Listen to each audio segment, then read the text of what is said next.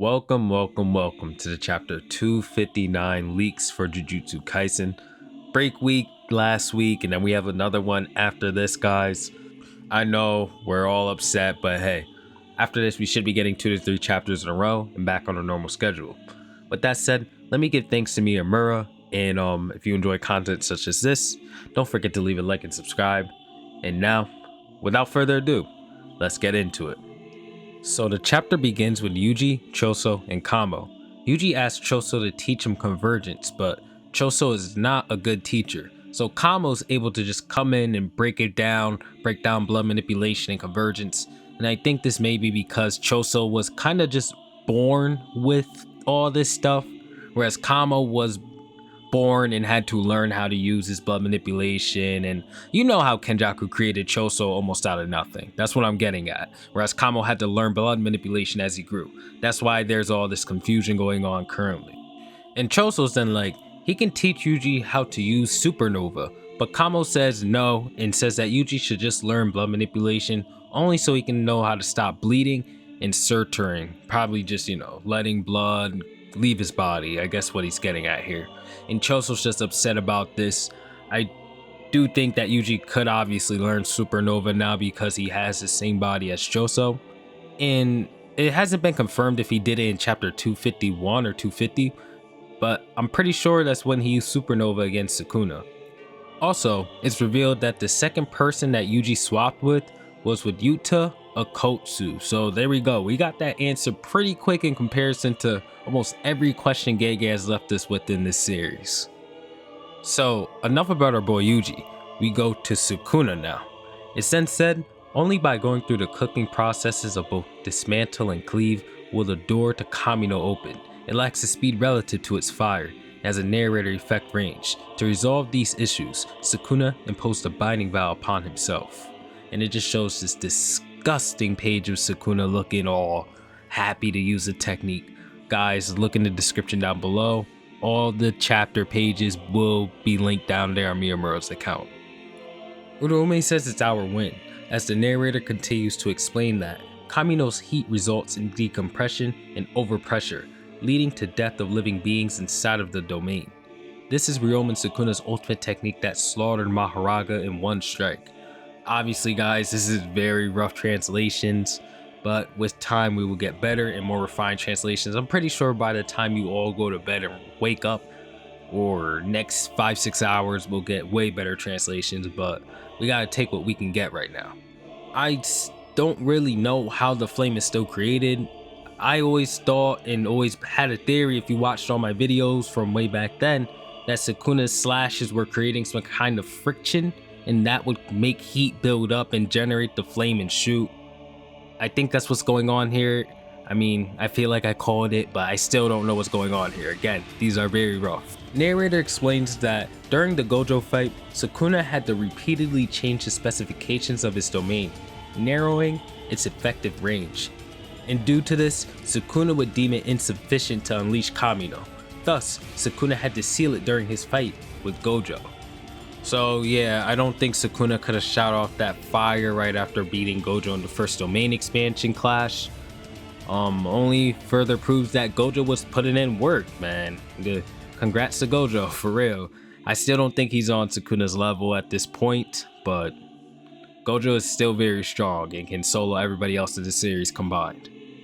Anyways, Sukuna launches those flames toward Yuji, and before they could hit them, Choso jumps in front of them and sacrifices himself, making a barrier of blood around him to protect Yuji inside. Choso slowly dies as he says, "I'm sorry for being useless during our training." And yeah, I know. Somebody had to go, man. Sukuna got built up for 200 chapters. He needs a couple more bodies, not just Choso. However, this is only the beginning of the Choso goodbye. As Choso and Yuji are in their imaginary soul world, Choso compliments Yuji for learning RCT faster than him. Yuji says that this was due to Sukuna using his body, but Choso says it's okay. Little brothers are meant to surpass their older brothers. And this put the biggest smile on my face, man. I already love this chapter. Yuji scolds Choso and says that you can't just disappear. Choso's like, right, I need to apologize to Yuki as well. And then he apologizes to Yuji for leaving him alone again. Yuji then says, "You were always by my side when times were the toughest. That was more than enough." As the conversation continues, Choso says, "Right?" Esso says, "Big bro, are you there?" Choso says, "I'm right here." And then Kachizo's like, "Brother, I'm cold." Choso's like, "It's alright, let's talk. If we talk together, we'll forget about the cold. The 150 years we experienced was only a few days for Yuji." Back to reality, Choso departs with the final words, "Thank you, Yuji, for becoming my brother." Yuji says goodbye to Choso as he finally says, "Thank you, big brother." And he really fades away like, yo, this shit hurts, but I've had like an hour to really cope with it by now, so it ain't hurting that bad. And as everything crumbles down around him, Yuji just helplessly asks, "Guys, someone." He's basically in the position that Kusakabe was in 5 chapters ago. But now it really looks horrible. It's a wasteland and Sukuna's just walking through the smoke right in front of him. The narrator begins to speak, saying that Yuji convinced himself that he was a cog. No matter what happened, he was meant to fulfill his role. But as the scorched earth's heat began to push his way, it shook the foundation of his resolve. The resolve to repay his brother who had sacrificed his life to protect him.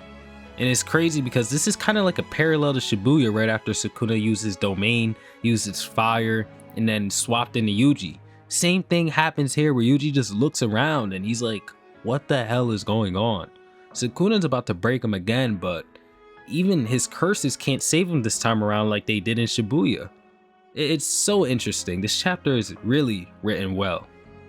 Anyway, Yuji hopelessly sees Sukuna coming towards him. But Todo once again arrives at a battlefield to help his brother.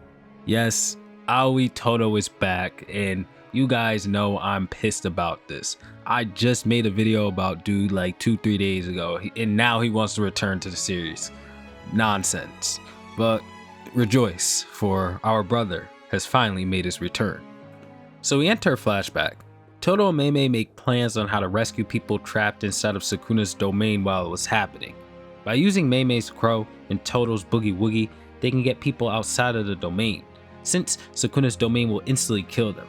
Todo can't guarantee their lives, but at least they tried, right? Like, in efforts like that, you always gotta at least try whether or not it's gonna work. Mei also says that since Todo will be outside of Sukuna's domain, he has to expand his curse technique's range by a lot. So Mei asks if Todo can really do it with those arms. Todo says he's not really sure of succeeding, but he says he can feel the heartbeat of Boogie Woogie, which means that it's returned. But Todo says that they can't let Yuji know of this plan. Yuji and Sukuna were 2 souls in one body, and even though it's in the past, that connection itself is strong, so there's the possibility of their plan unknowingly being spilled to Sukuna. Holy shit, if that's a whole thing going on and then Sukuna could always know, that would be nuts. That would absolutely explain so much. That is crazy. But then again, Yuji wasn't able to tell what Sukuna's gonna do, right? So we don't know. We'll get clarification on this. The narrator then says that even Todo was uncertain of his ally's safety and couldn't manage to move Choso and Yuji outside because both of them were right at the center of the domain. So when Yuji was losing confidence and was broken by Sukuna there, he thought everybody died, but apparently Todo has saved everyone except for Yuji and Choso. He couldn't explain all this to Yuji, so he tries to encourage him by saying, "I'm sorry brother, but they're probably alright." Probably is hilarious, I'm not gonna lie. And Yuji in response steals his resolve by thinking other sorcerers are probably alright, and he just has to believe in Todo for now. And this banger of a chapter ends with Yuji and Todo rushing towards Sukuna as the narrator reveals that Sukuna is now at a state where it's difficult for him to use his curse technique after the domain expansion. However, here I think he's just gonna get his reverse curse technique back and get his 4 arms. We'll just have to see what happens. If you want to see the review, don't forget to like, subscribe. I will have that review out ASAP for you guys, bringing all this to life per usual. And I always appreciate you guys watching all the way through. Thank you so much, and I'll catch you all in the next one. Peace out.